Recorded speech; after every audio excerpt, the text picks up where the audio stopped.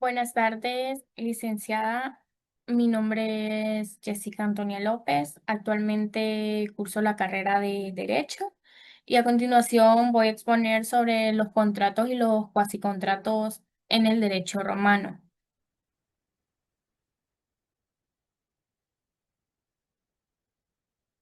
Noción de contrato. El contrato en Roma era el acuerdo de voluntades entre dos o más personas, destinado a generar obligaciones sancionadas por una acción judicial. Sin embargo, no todo pacto era contrato, solo aquellos respaldados por la ley lo eran. Elementos del contrato. Sujetos. Las partes que intervienen al principio, solo ellas podían beneficiarse del contrato. Más tarde se aceptó que un tercero pudiera beneficiarse aunque sin poder reclamarlo hasta el derecho justinianeo. También se conocía la representación directa o indirecta, aunque fue limitada en Roma. Consentimientos. Es el acuerdo de voluntades podía estar viciado por error, diferentes entre errores propios de derecho o de hechos e impropios, dolo, engaño o maquinación con mala fe, intimidación, violación física o moral, lesión, aprovecharse de la necesidad o ignorancia del otro, objeto, debía ser lícito, posible, determinado y con valor económico. Causa, motivación legítima de las partes, se diferenciaba entre causa real y simulaba fraude a la ley. Forma, era el molde legal del contrato. Roma fue formalista pero con el tiempo el consentimiento adquirió más relevancia. Bueno, como bien dice, los sujetos son las personas que intervienen en el contrato. Al principio solo ellas podían beneficiarse de lo pactado, pero con el tiempo se aceptó que un tercero también pudiera recibir un beneficio, aunque sin derecho a exigirlo legalmente, al menos hasta que el derecho justinianeo le reconoció cierta acción. Además, aunque los romanos conocían la figura de la representación, es decir, actuar en nombre de otro, no la diferenciaba entre representación directa, donde los efectos recaían directamente en el representado e indirecta, donde primero afectaban al representante. El consentimiento era el acuerdo de voluntades entre las partes. Sin ese acuerdo no había contrato, pero ese consentimiento también tenía que ser libre y auténtico, ya que podía verse afectado por varios vicios. Por ejemplo, si alguien firmaba por error, por engaño, por miedo o por necesidad extrema, el contrato podía volverse inválido. En esos casos, la voluntad no era realmente libre y por tanto no se podía hablar de un verdadero acuerdo. En cuanto al objeto, este debía ser claro, posible y tener valor económico. No se podía contratar sobre algo ilegal, imposible o incierto. Por ejemplo, no se podía hacer un contrato para vender algo que no existe o que la ley prohíbe. Además, debía ser algo que pudiera evaluarse en dinero, porque si se perdía o dañaba, debía poder indemnizarse. La causa es la razón por la cual las partes hacen el contrato. Esa razón debía ser válida y aceptada por la ley. Si el contrato tenía una causa falsa o ilegal, como disfrazar una donación, prohibía fingiendo una venta, entonces se consideraba nulo porque aunque en apariencia pareciera legal. Y por último, Estaba la forma, que era la manera que debía hacerse el contrato. Al inicio, en Roma, la forma era lo más importante. Todo debía hacerse siendo ciertas palabras en actos solemnes, pero con el tiempo lo que realmente pasó a importar fue el consentimiento. Si ambas partes estaban de acuerdo y eran capaces, el contrato valía aunque no se siguieran todas las formalidades. Bueno, en resumen, los romanos fueron rigurosos al establecer que debía tener un contrato para ser válido. Con el paso de los siglos, pasaron de enfocarse en las formas externas a darle mayor intención y voluntad de las personas. Esa evolución sentó la base de lo que hoy conocemos como derecho contractual moderno. Accidentales, condición, hecho futuro e incierto. Término, hecho futuro pero cierto. Modo o carga, prestación que debe cumplir el beneficiario en actos de liberación como donaciones o legados.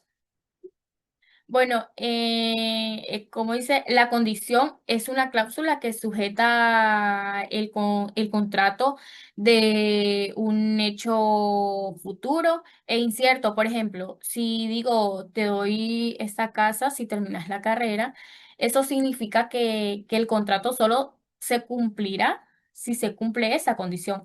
Nadie sabe si ocurrirá o no y por eso es incierta. Mientras tanto, el contrato queda en pausa.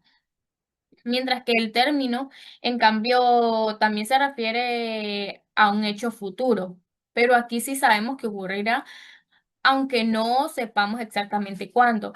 Por ejemplo, ese contrato tendrá efecto hasta el 31 de diciembre. Ese caso el contrato está activo, pero ya tiene una fecha fija de finalización. Este término puede señalar cuándo comienza o cuándo termina una obligación.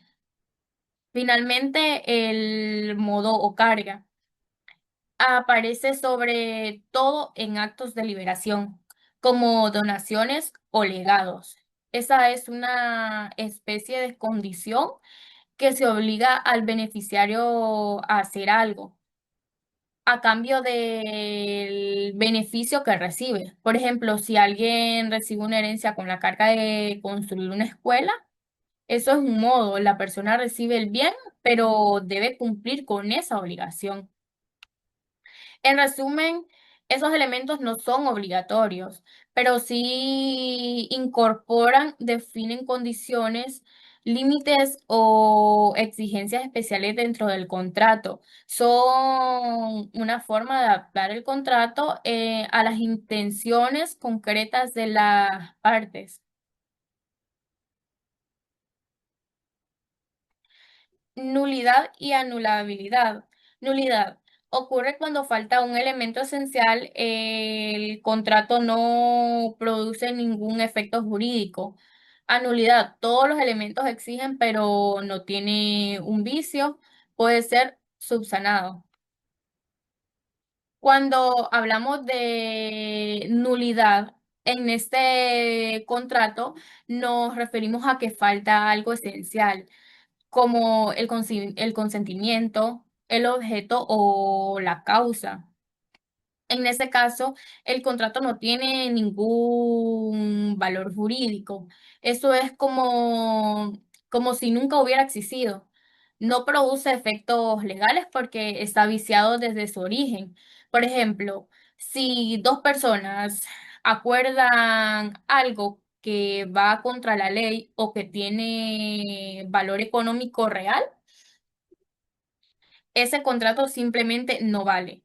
En cambio, la anulabilidad es diferente. Aquí todos los elementos del contrato están presentes, pero alguno está defectuoso, tiene un vicio. Por ejemplo, si alguien firma un contrato fue engañado o se podría decir que presionado, ese contrato sí existe y produce efectos. Pero puede ser anulado si la parte afectada lo solicita.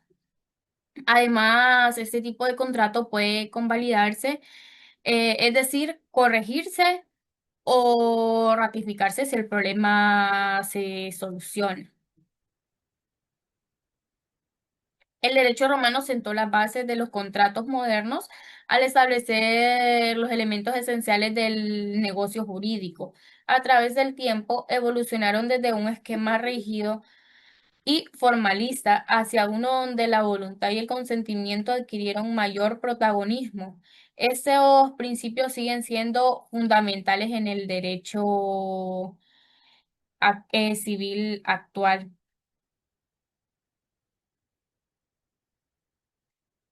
Los cuasicontratos en el derecho romano. Gestión de negocios. Se produce cuando alguien administra voluntariamente los asuntos de otra persona sin que ésta se lo haya encargado. Requisitos: que el gestor actúe por su propia iniciativa, que sepa que el negocio no es suyo, que actúe en interés del titular del negocio. Obligaciones: el gestor debe terminar la gestión y rendir cuentas. El dueño debe reembolsar los gastos útiles necesarios. Bueno, como bien dice, la gestión de negocio me parece interesante porque surge cuando alguien, sin que se lo pidan, decide hacerse cargo de un asunto ajeno, con la intención de ayudar o evitar perjuicio. Lo importante es que esa persona lo haga voluntariamente, sabiendo que no es su propio negocio y que siempre buscando beneficiar al dueño verdadero. Esta figura se valoraba mucho en Roma porque reconocía un sentido de responsabilidad y solidaridad entre personas. El gestor tenía el deber de terminar lo que empezó y rendir cuenta, mientras que el dueño del negocio debía reembolsarle los gastos necesarios como una forma de equilibrar las consecuencias de esa intervención. Enriquecimiento ilegítimo. Ocurre cuando una persona se enriquece injustamente a costa de otra sin causa jurídica válida. Ejemplo: pagar una deuda que ya haya sido saldada, recibir un pago que no corresponde. Lex rodilla de iactum. Se refiere al caso del sacrificio de carga en alta mar, lanzamiento voluntario de bienes al mar para salvar el barco. Quien perdió su carga podía exigir de que otros propietarios indemnizaran parte de la pérdida, ya que todos se beneficiaron de la acción. Bueno, como conclusión final, los cuasicontratos fueron herramientas del derecho romano para hacer justicia en situaciones donde no había acuerdo ni daño directo, pero sí consecuencias jurídicas. Su aplicación revela la flexibilidad y profundidad del derecho romano, que sigue influyendo en el derecho moderno. Bueno, muchas gracias. Esto fue todo.